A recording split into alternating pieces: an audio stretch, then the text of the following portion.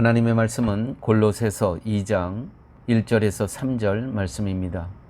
내가 너희와 라오디게아에 있는 자들과 물론 내 육신의 얼굴을 보지 못한 자들을 위하여 얼마나 힘쓰는지를 너희가 알기를 원하노니 이는 그들로 마음의 위안을 받고 사랑 안에서 연합하여 확실한 이해의 모든 풍성함과 하나님의 비밀인 그리스도를 깨닫게 하려 함이니 그 안에는 지혜와 지식의 모든 보화가 감추어져 있느니라. 아멘. 목회를 한다는 것은 교회를 향한 그리스도의 마음을 보여주는 것이고 그리스도의 마음과 교회가 연합되게 하는 것입니다.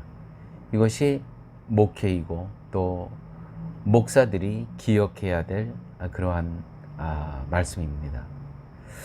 사도 바울은 교회가 그리스도를 깨달아 위안을 받고 그리스도의 사랑 안에서 연합하여 그리스도로 풍성함을 누리는 것이 바울의 기쁨이고 감사였을 뿐이었습니다. 2절 이렇게 기록되어 있죠.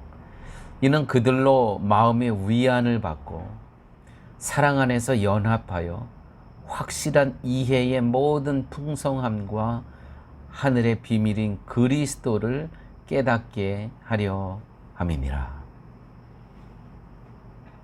연합하여.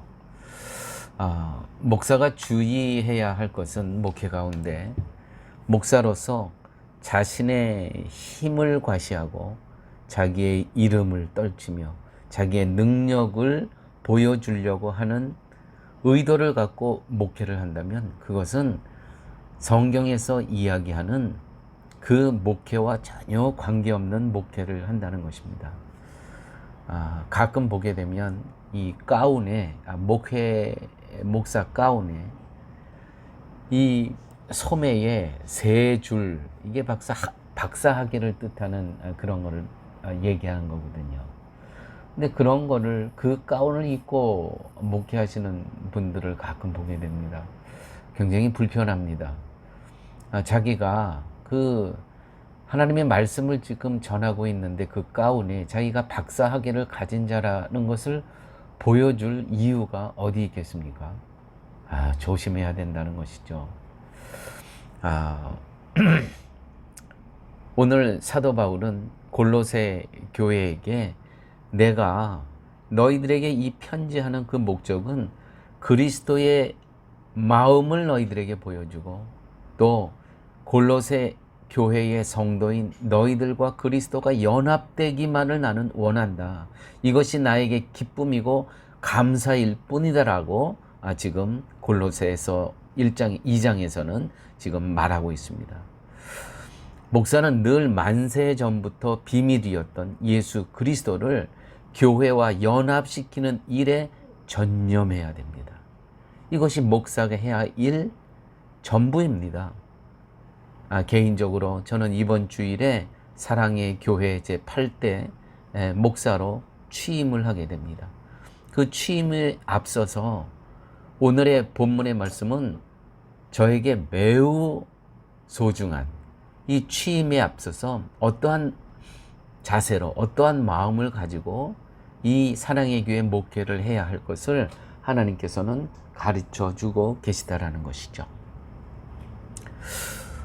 또 오늘 말씀 보게 되면 1절에 이러한 말씀이 있습니다. 내가 너희와 라오디게아에 있는 자들과 물론 내 육신의 얼굴을 보지 못한 자들을 위하여 얼마나 힘쓰는지를 너희가 알기를 원하노라.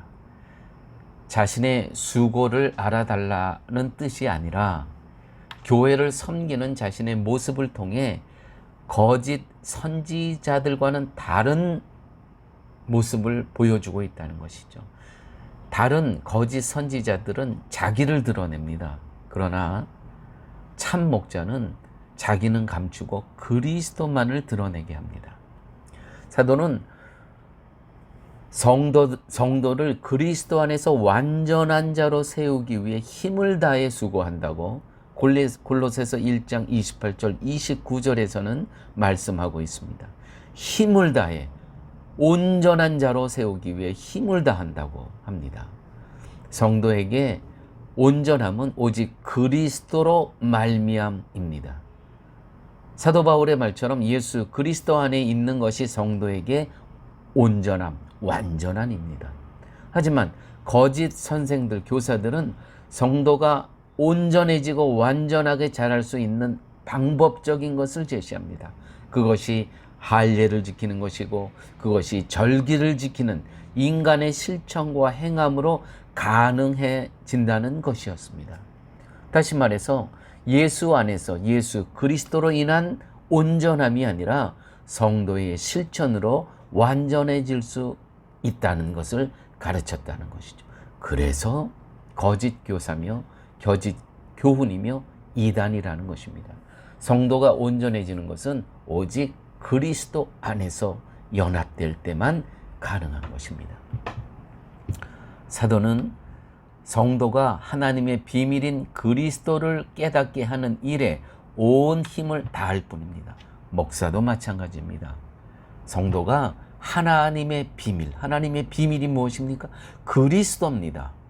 이것은 만세 전부터 비밀이었는데 이것이 하나님의 때에 하나님께서 드러나게 하셨다는 것이죠. 십자가의 사건을 통해서 그리스도를 깨닫게 하는 일에 온 일을 다할 뿐입니다. 목사는 이것이 자신이 일꾼으로 부름받은 이유이기도 한다는 것이죠.